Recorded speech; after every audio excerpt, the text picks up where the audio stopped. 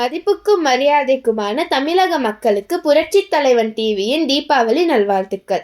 2026இல் புரட்சித் தலைவரின் பொற்கால ஆட்சியை நமது புரட்சி தமிழர் எடப்பாடி அவர்கள் கொடுப்பார்.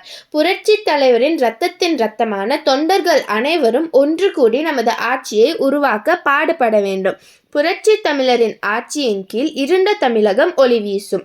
மக்களின் துயரங்களை தீர்த்து இந்த தீப திருநாளில் ஒன்றுபட்டு வென்றுவிடுவோம். புரட்சி தமிழரின் ஆட்சியில் கொடுத்த பல நல்ல திட்டங்களை இங்கு குறிப்பிடுகிறோம்.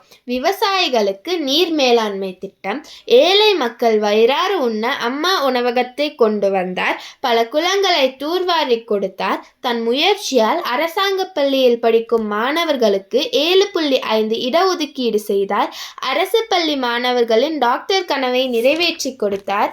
பொங்கல் பண்டிகையை முன்னிட்டு கார்டு ஒன்றிற்கு 2500 ரூபாய் பணம் கொடுத்தார். 100 யூனிட் மட்டும் பயன்படுத்தும் மக்களுக்கு மின்சார கட்டணம் இல்லை என்றார்.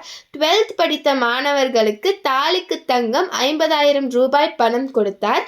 ஏழை மக்களின் வாழ்வு உயர கோழி, மாடு, ஆடு ஆகியவற்றை கொடுத்து உதவினார். முதியோர் உதவித்தொகை கொடுத்தார். ஊனமுற்றோர், விதவை ஆகியவர்களுக்கும் உதவித்தொகை கொடுத்தார்.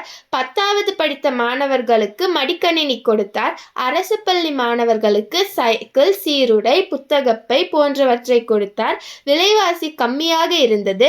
சட்ட ஒழுங்கும் சீராக இருந்தது. சொல்லில் அடங்காத திட்டங்களை செய்து கொடுத்த ஆட்சி நமது அதிமுக ஆட்சி. வருங்காலத்தில் இரட்டை இலை சின்னத்திற்கு வாக்களித்தால் தமிழக மக்களின் எதிர்காலம் நன்றாக இருக்கும் என்று கூறி விடைபெறுகிறேன். நன்றி, வணக்கம்.